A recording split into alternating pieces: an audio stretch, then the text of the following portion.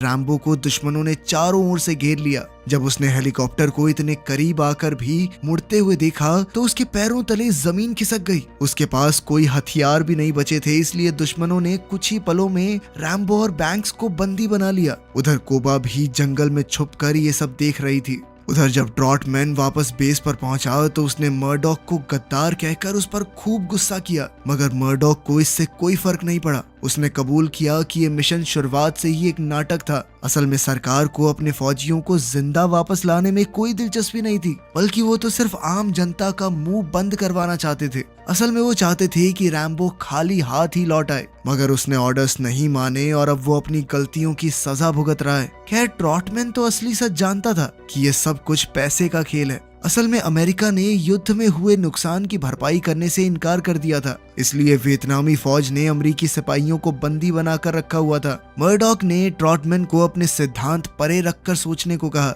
अगर वियतनाम को पैसा मिल गया तो वो अमेरिका के दुश्मनों के साथ मिलकर उनके खिलाफ ही कोई साजिश कर सकता है। और अगर ये बात कि अमेरिकी कैदियों को इतने बुरे हाल में रखा जा रहा है ये टीवी पर आ गई तो दोबारा से लड़ाई का माहौल बन जाएगा। लेकिन ट्रॉटमैन ने उसकी एक न सुनी और उसे गाली देकर वहां से चला आया। मगर मर्डॉक ने उसे रोक कर कहा कि उसे इस मिशन के बारे में भूल जाना चाहिए। अगर उसने बीच में आकर कोई गड़बड़ करने की कोशिश की तो वो बहुत बड़ी गलती कर बैठेगा। लेकिन ट्रॉटमैन ने जवाब दिया कि सबसे बड़ी गलती तो तू पहले ही कर चुका है। क्या मतलब? क्या गलती कर चुका हूँ? रैम्बो है तेरी गलती, सबसे बड़ी गलती।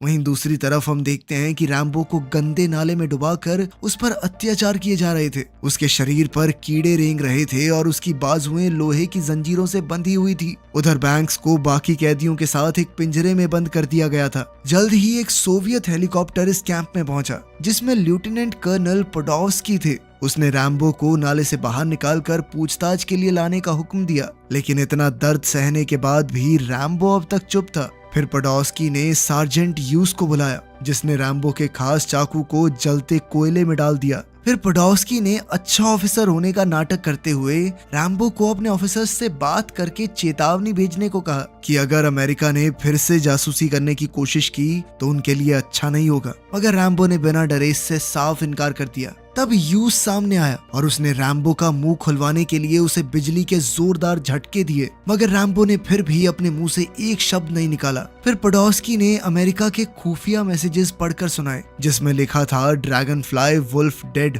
तब रैम्बो को एहसास हुआ कि मर्डॉक ने मिशन कैंसिल करके रैम्बो को वहीं मरने के लिए छोड़ दिया था। अब रैम्बो को फिर से बिजली के झटके दिए गए, पर वो अभी भी शांत था। इसी दौरान हम देखते हैं कि कोबा गार्ड्स का मन बहलाने वाली लड़की